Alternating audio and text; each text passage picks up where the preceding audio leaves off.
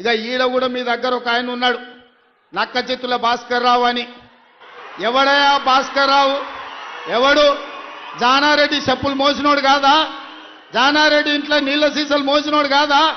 జానారెడ్డి నమ్మి కన్న కొడుకు ఇయ్యకుండా నల్ల నక్క చిత్తుల భాస్కర్ రావు టికెట్ ఇస్తే కాంగ్రెస్ పార్టీ కార్యకర్తలు మీ రక్తాన్ని చెమటగా మార్చి మీరు భుజాల మీద మోసి మిర్యాలకు కూడా ఎమ్మెల్యేని చేస్తే మీ ఆత్మ గౌరవాన్ని తీసుకెళ్లి ఎర్రవల్లి ఫామ్ హౌస్ లో కేసీఆర్ కాళ్ళకాడ తాకట్టు పెట్టినోడు ఇవాళ మళ్ళా మీ దగ్గరకు వస్తున్నాడు. గాయన మనకు నాయకుడు. ఒక్కసారి ఆలోచన చెయ్యండి. ఇవాళ ఈ నక్క చిత్తుల భాస్కర్ రావు ఇవాళ మనోళ్ళు నామినేషన్లు వేస్తే బెదిరిస్తుండట మీరు వాపసు తీసుకోవాలని. చింతపండు అవుతుంది భాస్కర్ రావు, నువ్వు అనుకుంటున్నామేమో. ఈ వేదిక మీద ఉన్న మేము ఎవరం జానారెడ్డి లాగా పెద్ద మనసు ఉన్నోళ్ళం కాదు. చింతపండు అవుతుంది నువ్వు అనుకుంటున్నావో, నీ తెలివితేటలన్నీ కత్తిపెట్టు.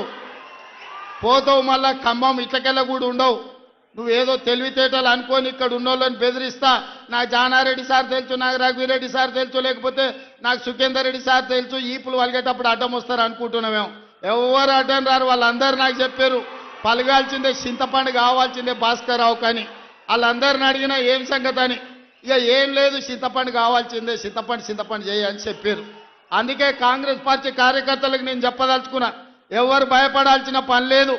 ఇట్లాంటి నక్క చిత్తులో చాలా మంది వస్తుంటారు. ఈ వినయాలన్నీ మన దగ్గర వనికిరావు.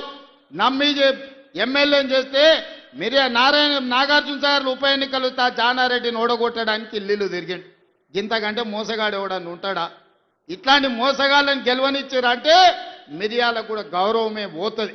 అందుకే మిత్రులారా, ఈ మున్సిపల్ ఎన్నికల్లో ఈ వేదిక మీద నుంచి నేను ఒక్కటే మాట చెప్పదలుచుకున్నా.